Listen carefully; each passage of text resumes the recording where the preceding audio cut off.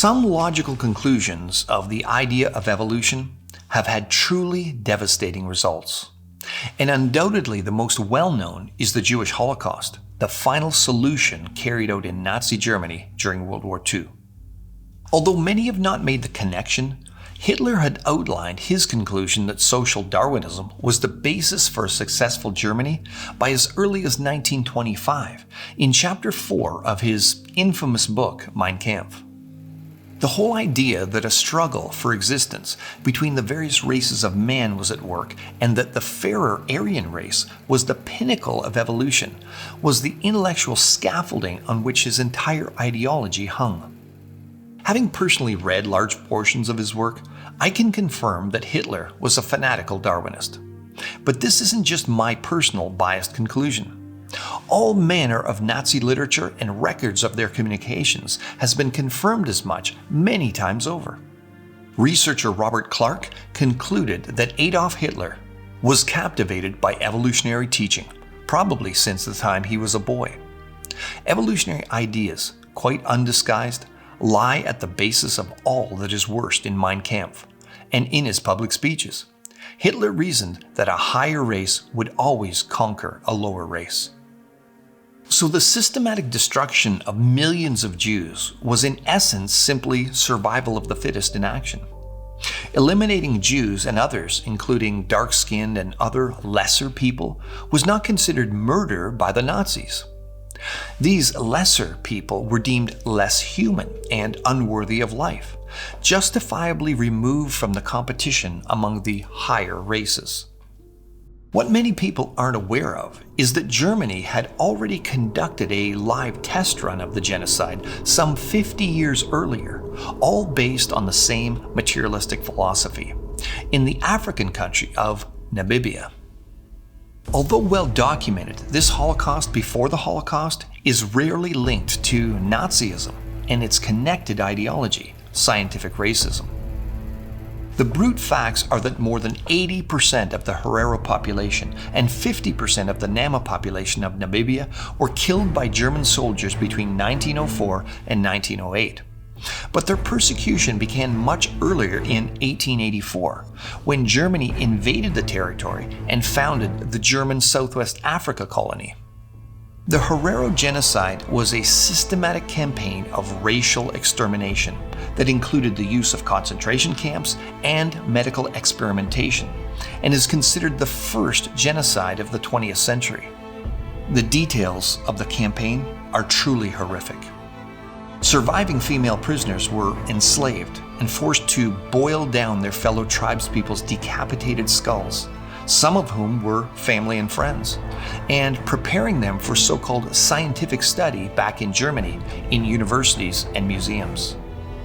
Such study involved testing skull and brain size to determine their evolutionary status. Thousands of those enslaved women were also victims of sexual violence inflicted by German soldiers. And Dr. Eugene Fischer, the ghoulish German professor of medicine, anthropology, and eugenics, later a member of the Nazi Party who served as director of the Kaiser Wilhelm Institute of Anthropology, Human Heredity, and Eugenics, conducted medical experiments on many of these children born from these rapes. His conclusions aren't surprising. Such biracial children were deemed inferior, although they were superior to the Herero mothers because of their German father's genetic contribution. Fischer later taught his racist theories to many Nazi doctors, and one of his students was none other than Joseph Mengele, later to be known as the Angel of Death. Fischer's research inspired many, including Adolf Hitler and Mengele, who was responsible for the many horrifying medical experiments and butchery done to innocents in the Auschwitz-Birkenau camps. The question that needs to be asked is this: why did a country that had earlier on in the century sent missionaries to share the gospel of Jesus Christ with Africans suddenly decide that Africans were subhumans, worthy of extermination? A clear answer comes from John Bridgman, an American historian, professor emeritus of the University of Washington, whose in-depth examination of the Herero genocide reveals the following.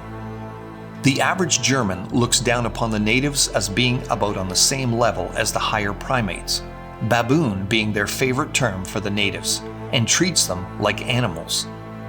Again, we see the conceptual links, same level, higher primates, baboon, animals, that we see from the era of the freak shows. And remember, ideas have consequences. You see, the Namibian invasion took place only 14 short years after the release of Charles Darwin's Descent of Man, in which Darwin claimed, at some future period, not very distant as measured by centuries, the civilized races of man will almost certainly exterminate and replace the savage races. German intelligentsia had embraced Darwin's work immediately and had quickly taken its implications, suggestions, and extrapolated them to their furthest. Man is the result of natural processes. God does not exist, and the only law is nature's law, survival of the fittest. Since many German leaders considered themselves the most fit, they decided to put these principles into practice accordingly. And in case anyone should consider what's been said here is an overreach, understand that the link to Darwin's teachings in the Namibian massacre is even more direct, especially when examining the words of the German general Lothar von Trotha, who was sent in 1904 to oversee this genocide. He stated his strategy was as follows.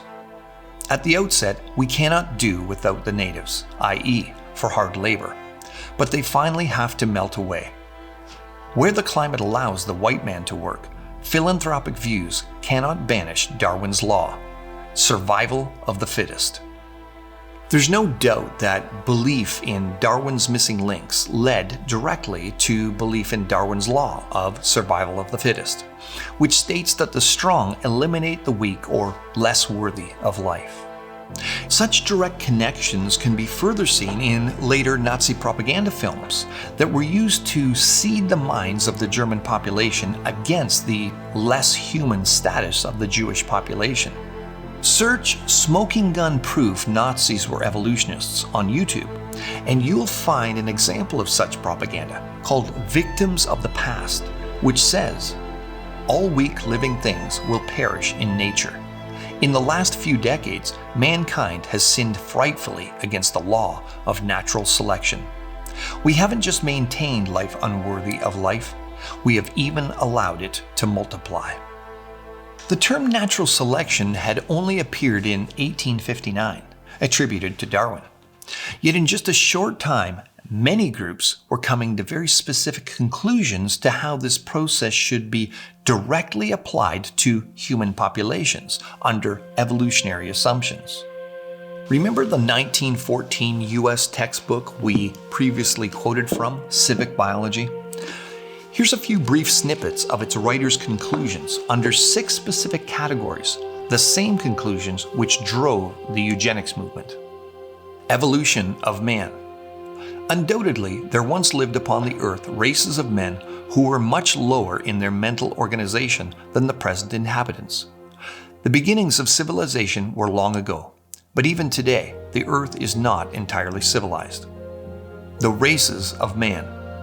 At the present time, there exists upon the earth 5 races or varieties of man.